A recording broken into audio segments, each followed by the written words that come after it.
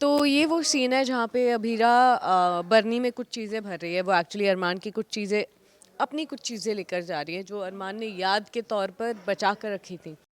Subscribe करें India forums Hindi को और घंटी के निशान को दबाएं ताज़ा खबरों के लिए। तो ये वो सीन है जहाँ पे अभीरा बरनी में कुछ चीज़ें भर रही है। वो एक्चुअली अरमान की कुछ चीज़ें, अपनी कुछ चीज़ें लेकर जा रही है जो अरमान ने याद के तौर पर बचा कर रखी थी।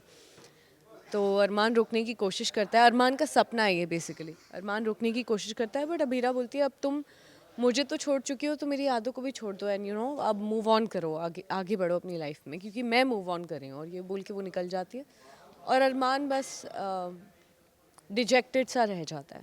मेरी यादें संभाल के क्या करोगे? मुझे छोड़ चुकी हो, अब मेरी यादों पर भी मुझे छोड़ चुके हो, अब मेरी चीज़ों पर भी हक जताना छोड़ दो।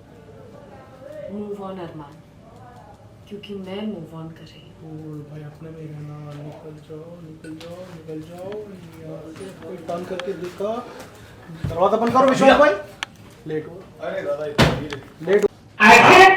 मूव ऑन अरमान, क्योंकि मैं मूव ऑन कर रही हूँ। होल्ड होल्ड होल्ड होल्ड बोलता बोलता बोलता बोलता भाई अरमान भाई